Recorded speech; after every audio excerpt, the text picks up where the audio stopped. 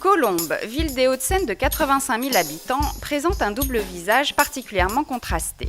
Première commune pavillonnaire de la petite couronne parisienne, elle abrite également quelques quartiers sensibles, dont la Cité des Grèves. Face à une délinquance en hausse dans ce quartier, la municipalité décide en 2006 de faire appel à la Cave à Théâtre, salle de spectacle et compagnie implantée sur la ville, pour organiser un événement visant à rassembler la population autour d'un projet commun. C'est ainsi que va naître le Festival international du banc public, qui a lieu chaque année début juin.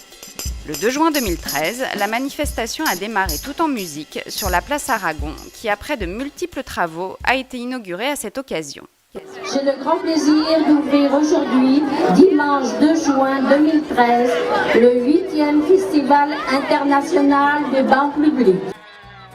La commande, elle était d'aller se préoccuper un peu des gens qui habitaient dans ce quartier pour leur faire savoir qu'ils existaient par rapport à la ville. En 2006, la Cave à Théâtre avait fédéré une centaine de participants et une dizaine de partenaires.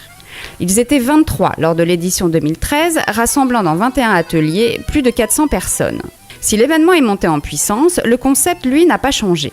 Un groupe d'écoliers ou d'habitants impliqués dans une association, un service municipal ou social, une compagnie de théâtre, etc., se réunit pendant 6 mois pour répéter un spectacle de 5 minutes qui se jouera autour d'un banc, une petite dizaine étant installée à cet effet dans la cité lors de la manifestation. Les thèmes imposés sont la citoyenneté et la rencontre. Autant de contraintes pour un travail encadré la plupart du temps par un metteur en scène et validé en amont par la Cave à Théâtre.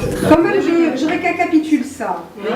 Cathy a dit à Valentin que Madeleine était sortie par là. Donc Valentin sort par là. Oui. Ouais. Dans le festival de banc public dans sa globalité, ce qui m'intéresse surtout, c'est l'aspect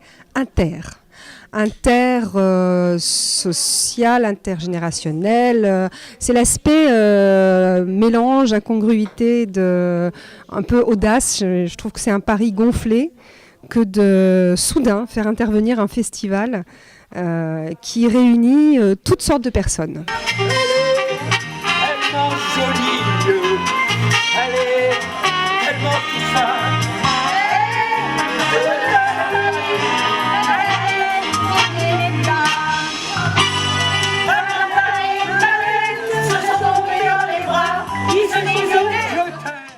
Outre l'aspect festif d'un tel événement, les objectifs poursuivis sont multiples. Le quartier des Grèves étant en pleine rénovation urbaine, il s'agit d'accompagner la transformation de la cité en changeant l'image et en posant les jalons d'une réappropriation de l'espace public. La politique de la ville, c'est de travailler sur l'humain, c'est-à-dire comment on associe les habitants à cette rénovation urbaine pour que ils s'approprient les nouveaux espaces, les travaux qui sont réalisés pour que ça ne recommence pas comme c'était avant. L'action est innovante dans la mesure où des fois on a des a priori sur nos quartiers, sur l'espace public. Et parfois c'est un lieu d'insécurité où on parle de l'isolement, du repli sur soi.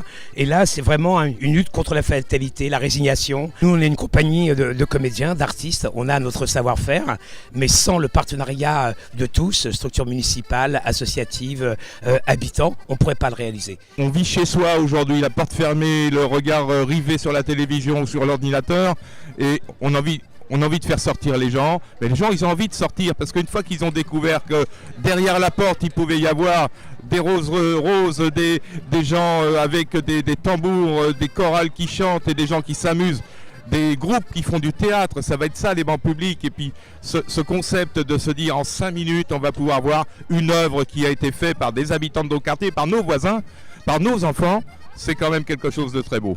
Mélanger la population et faciliter la mixité sociale et générationnelle est bien au cœur de la démarche. À l'image des différents spectacles proposés où se mêlent théâtre et danse, enfants et seniors, habitants du quartier et du reste de la ville. On est venu ici pour assister au banc public, regarder les spectacles, ça bouge à tout le monde, voilà, on s'amuse bien. Les spectacles c'est mieux dans la rue parce que on improvise plus.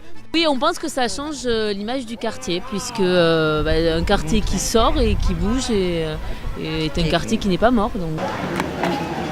C'est à moi de décider et c'est à moi de déclarer. Je suis le chef de la Constitution et des armées. Un événement se déroulant de 16h à 19h30 une fois par an pourrait paraître éphémère, mais selon le maire de Colombes, il a un impact durable sur la ville. Beaucoup des spectacles qui sont présentés aujourd'hui sont préparés toute l'année. Et donc dans les écoles, effectivement, dans les maisons de retraite, dans les amicales de locataires, il y a une mobilisation dans les conseils de quartier, une mobilisation des habitants qui préparent ces spectacles, qui se rencontrent, parfois seuls, parfois avec des professionnels, avec des gens qui viennent les aider. Mais oui, évidemment, ça irrigue le quartier toute l'année en termes de préparation. Le Festival international du banc public présente enfin l'avantage de montrer les différents acteurs de la ville, qu'ils soient associatifs, sociaux ou municipaux. De quoi donner envie à des Colombiens de les rejoindre et de s'engager dans des actions collectives.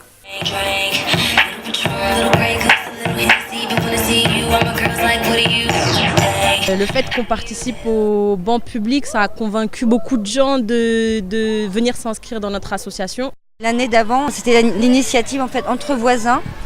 On avait écrit une pièce de théâtre, donc on s'est retrouvés toutes les semaines pendant 5 mois, donc chez les uns et les autres, et on a monté une pièce de théâtre autour des bancs.